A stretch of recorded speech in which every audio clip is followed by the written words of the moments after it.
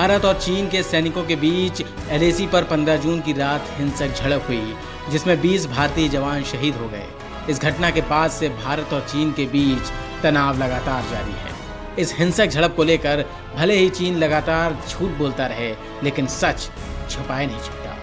इस बीच पूर्वी लद्दाख गलवान घाटी में हुए हिंसक झड़प को लेकर अमेरिकी खुफिया रिपोर्ट में बड़ा खुलासा हुआ है। रिपोर्ट के मुताबिक चीन के वरिष्ठ जनरल ने अपने सैनिकों को गलवान घाटी में भारतीय सैनिकों पर हमले का आदेश दिया था। इस हमले के बाद से ही भारत और चीन के बीच संबंध बेहद तनावपूर्ण हो गए हैं। अमेरिकी रिपोर्ट में सूत्रों के हवाले से कहा गया है कि चीन के पश्चिमी थिएटर कमांड के प्रमुख जनरल झाओ जोंगकी ने गलवान घाटी में हमले को मंजूरी दी। जनरल झाओ उन कुछ गिने चुने वरिष्ठ जनरल में शामिल हैं जो पीएलए में अभी भी सेवाएं दे रहे हैं। झाओ ने इससे पहले भी चेतावनी दी थी कि भारत, अमेरिका और उसके सहयोगियों के शोषण से बचने के लिए चीन को कमजोर नहीं दिखना चाहिए।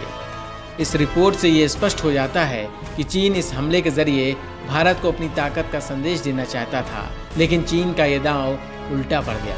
इस हिंसक झड़प में उसके 40 से ज्यादा सैनिक हताहत हो गए।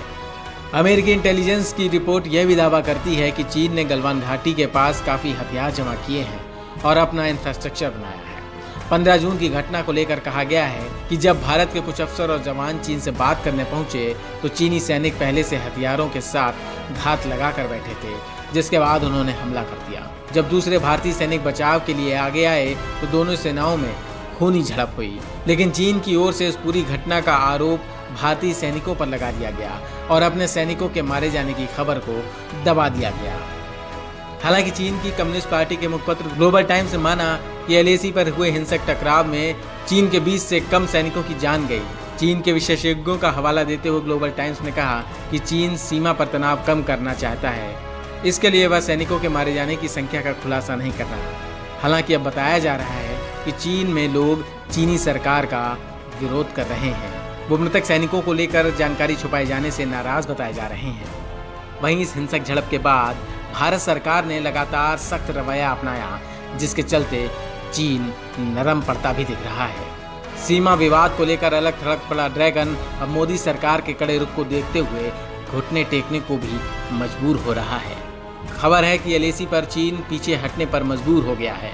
सूत्रों के मुताबिक भारत और चीन के बीच लेफ्टिनेंट जनरल के बीच हुई बैठक सकारात्मक रही है और दोनों देश सीमा पर तनाव को कम करने के लिए सहमत हुए हैं।